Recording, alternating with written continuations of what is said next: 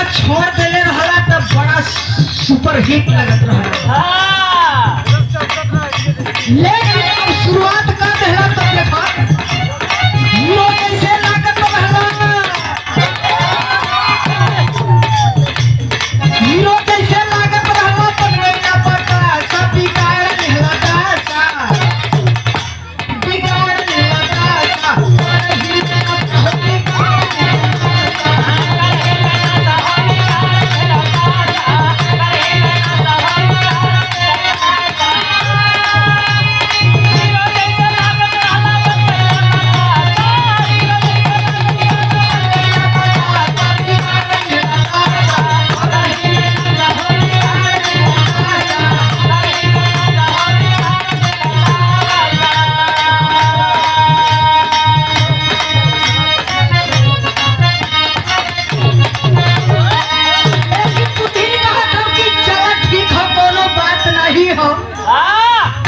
जब दुल्हन अपने नैहर गई, जब सखी सहेली में भेंट हुई, तब सखी लोग पूछे लगली कि सखी तोहार का हाल चाल हो, कहे सब ठीक हो, कहे और कहे वो ठीक हो,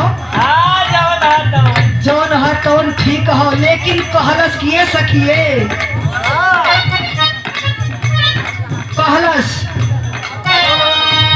कि हम तो तार गईनी हो,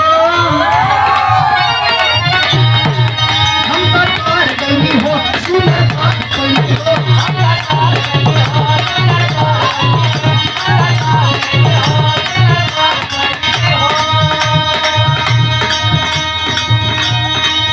हम तो तार गईनी हो, सुन बात गईनी हो, अपने राजा के प्यार में सब गईनी हो।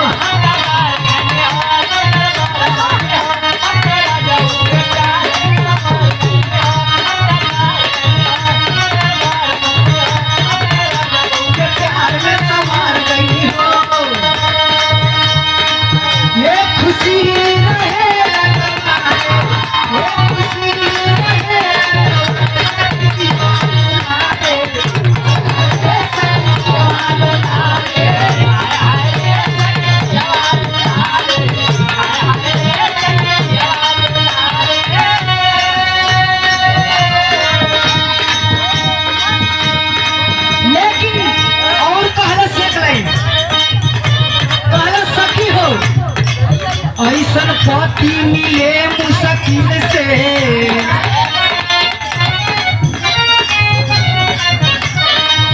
ऐसन पति मिले मुश्किल से, दिल में